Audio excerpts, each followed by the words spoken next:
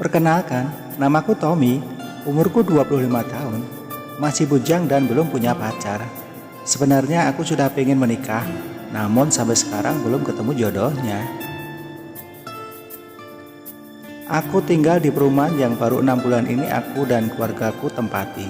Perumahan itu belum banyak yang menempati karena memang belum laku semua.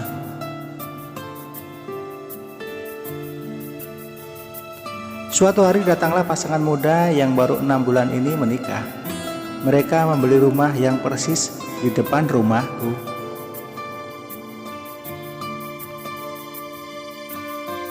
Aku lihat mereka pasangan yang serasi, yang cowok ganteng dan yang cewek cantik. Jadi membuat kepengen segera menikah aja.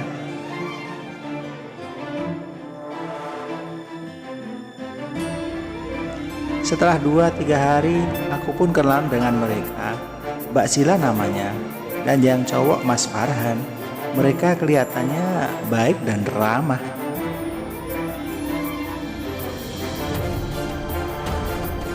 Waktu terus berjalan, tak terasa sudah sebulan aku punya tetangga baru itu. Namun aku lihat Mbak Sila di rumah sendirian terus.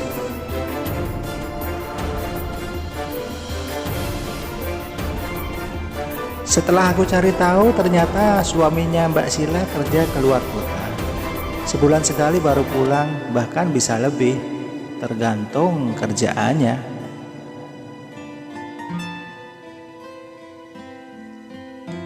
Suatu sore aku lagi santai nonton TV di rumah.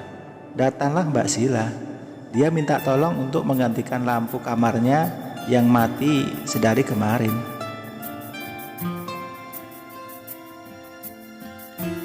Dengan semangat aku langsung ke rumah Mbak Sila.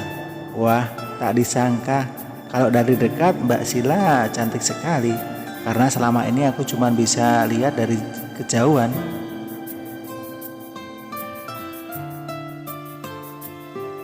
Aku nyalakan senter di HP-ku untuk menerangi kamar Mbak Sila yang gelap. Kebetulan plafonnya tidak terlalu tinggi hingga aku bisa naik kursi untuk mengganti lampunya.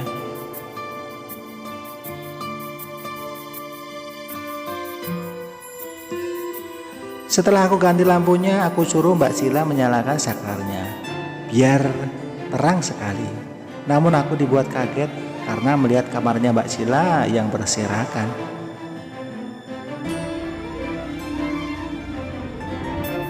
Bahkan aku melihat alat itu.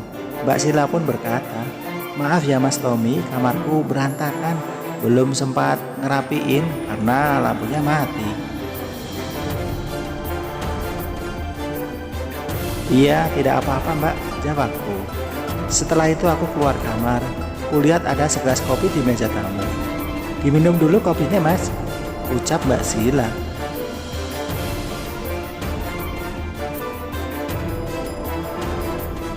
Aku pun duduk di ruang tamu sambil menikmati segelas kopi yang dibuat Mbak Sila. Dan kita pun ngobrol ngalor ngidul di rumah Mbak Sila itu.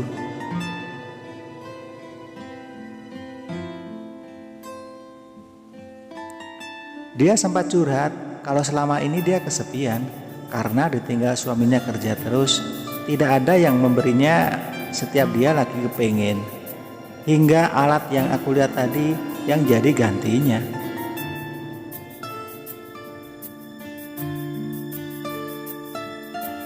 Aku pun berkata, "Loh, kenapa tidak minta tolong ke aku aja Mbak? Aku juga bisa loh Mbak. Daripada kesepian dan pakai alat itu, mending pakai yang asli."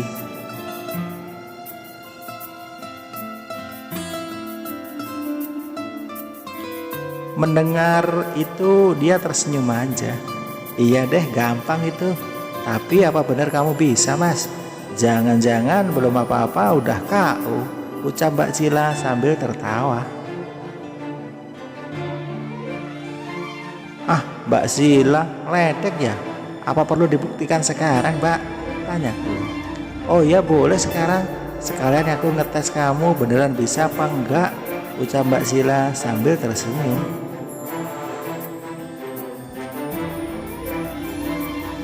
Bener saja, hari itu kita melakukannya. Dia benar ngetes aku bisa apa tidaknya.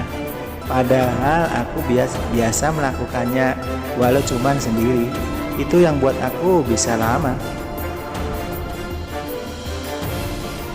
1 jam kemudian aku bertanya, "Gimana Mbak? Terbukti kan?" "Wah iya Mas Tommy, kamu hebat sekali. Belum pernah aku merasakan yang seperti ini," jawab Mbak Sila. Kemudian aku bergegas untuk pulang, takut ada yang melihat. Setelah sampai rumah, wajah ayu Mbak Sila selalu membayangiku setiap saat.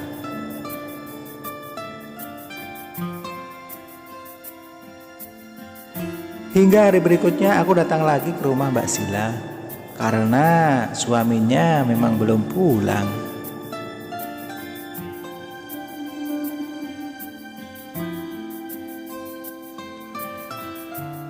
Rupanya Mbak Sila sudah menungguku.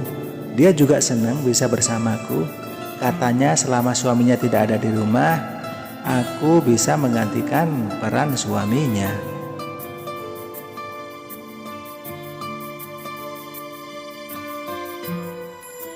Aku merasa menjadi pria yang sangat beruntung bisa bersama Mbak Sila, karena dia sangat cantik, idaman sekali buat para pria.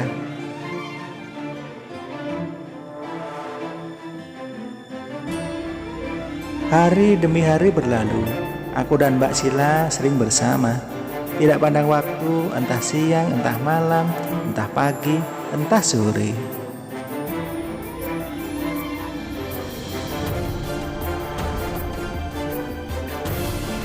Hingga pada suatu hari suami Mbak Sila pulang. Aku tidak mempunyai celah lagi untuk bertemu. Aku sempat bingung memikirkan cara agar aku bisa ketemu Mbak Sila.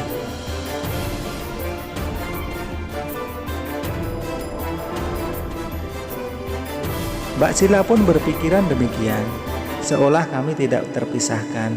Tetapi aku sadar kalau Mbak Sila adalah istri orang.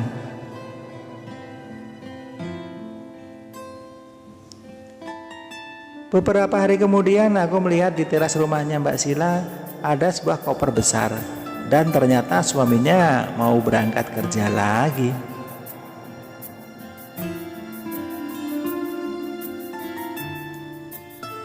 Betapa senangnya hatiku melihat itu semua. Setelah kulihat suaminya berangkat, disitulah aku ke rumah Mbak Sila dan aku bersama dia lagi.